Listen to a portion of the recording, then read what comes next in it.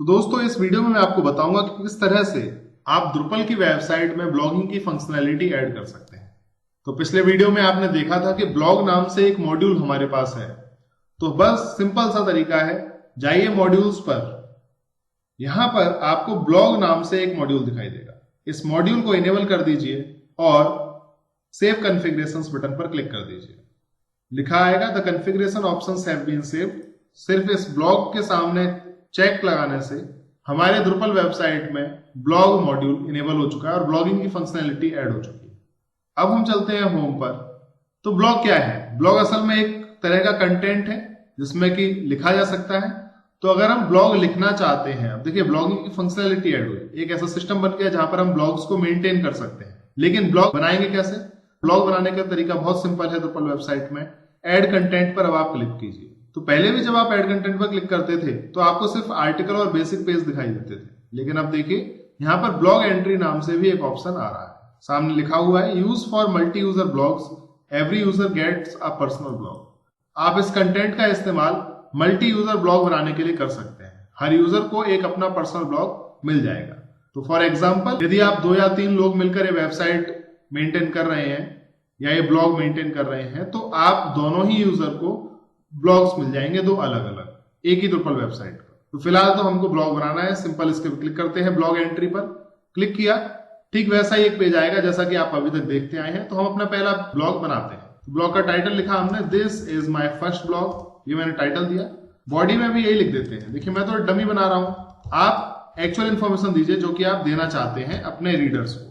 तो मैंने ये कंटेंट लिखा अपने ब्लॉग पर और भाई कुछ भी डिफरेंस नहीं है। इसमें भी 3 तरह से आप टेक्स्ट फॉर्मेट का इस्तेमाल कर सकते हैं, फिल्टर्ड HTML, फुल HTML या प्लेन टेक्स्ट। तो सपोज हम फुल HTML का इस्तेमाल कर देते हैं। ऐसे ही किसी के सामने कोट लगा देते हैं। ये लगाना एक्चुअली इंपॉर्टेंट नहीं है। देखिए आप इतना तो समझ चुके होंगे कि ये लगाना उतना इंपॉर्टेंट नहीं है, क्योंकि ये तो पूरी तरह से आपके ऊपर निर्भर करता है कि आप कंटेंट को किस तरह से शो करना चाहते हैं HTML का यूज करते हुए। तो मेन चीज तो यही है कि हमने टाइटल लिखा ब्लॉग का, बॉडी लिखी जो भी हम लिखना चाहते थे। उसके बाद के ऑप्शंस वही हैं। मेन्यू लिंक प्रोवाइड करना चाहते हैं तो कीजिए, रिवीजन इन्फॉर्मेशन आप जानते हैं, URL, path, comment settings, authoring information, publishing options, ये सभी चीजें आप जानते ही हैं। अब पूरी तरह से आपके ऊपर निर्भर करता है। तो हमने यहाँ पे पब्लिशिंग ऑप्शंस में देखा पब्लिश्ड भी हो रहा है और प्रमोटेड टू फ्रंट पेज भी हो रहा है, और सेव कर दिया। सेव हो गया। ये देखिए आने लगा this is my first blog आ रहा है यहाँ पर पूरी तरह से। वो जो आपने ब्लॉग लिखा है वो यहाँ पर आ रहा है। कोई भी पर्सन अब यहाँ पर कमेंट ऐड कर सकता है। इतना इजी है ब्लॉग की फंक्शनैलिटी को अपनी Drupal वेबसाइट में ऐड करना। यहाँ पर एक चीज नोट कीजिए जो अभी तक नहीं आ रही थी जब भी हमने कोई बेसिक पेज बनाए थे तब तक।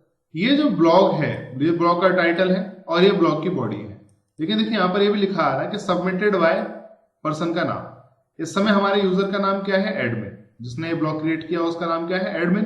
तो यहाँ पर आ रहा है यूजर का नाम और यहाँ पर आ रहा है वह डेट और टाइम जिस समय पर यह ब्लॉग पब्लिश किया गया। तो एडमिन ने ये ब्लॉग पब्लिश किया है, ये इन्फॉर्मेशन सिर्फ ब्लॉग एंट्री पर ही आ रही है। अभी देखिए आप फैसिलिटीज में अगर आप जाएंगे तो सबमिटेड बाय वाली लाइन आपको यहाँ पर नहीं मिलेगी। एडमिशन पर जाएंगे तो भी नहीं मिलेगी। लेकिन जब आप ब्लॉग पर जाएंगे देखिए यहाँ पर आपको वह लाइन मिल रही है। और यहाँ देखिए इसका पाथ क्या आया? node/5 आया। node/5 क्यों आया? क्योंकि Drupal में सभी कंटेंट को क्या बोला जाता है? नोड।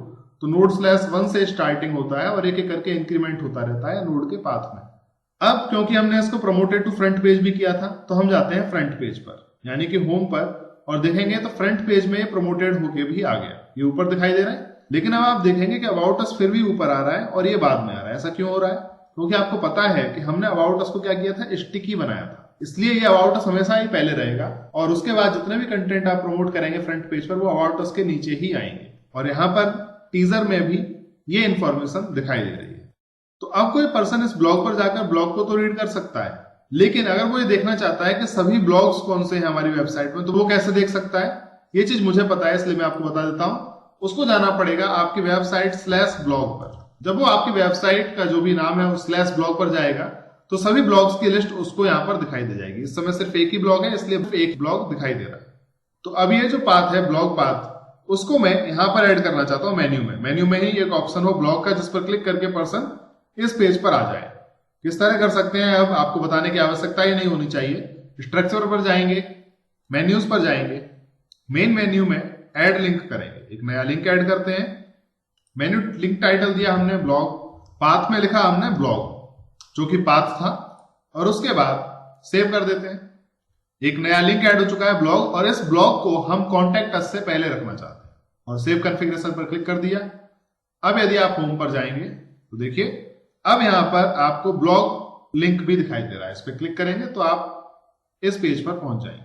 तो यह तो हुआ ब्लॉग मॉड्यूल के बारे में कि किस तरह से आप ब्लॉगिंग की फंक्शनैलिटी अपनी Drupal वेबसाइट में प्रोवाइड कर सकते हैं। लेकिन ब्लॉग जो है वह एक यूजर तो नहीं बनाएगा, हालांकि बना भी सकता है, लेकिन Drupal में मल्टी यूजर ब्लॉग की फंक्शनैलिटी प्रोवाइड की गई है। लेकिन हमारी वेबसाइट में यूजर कितने हैं? सिर्फ एक।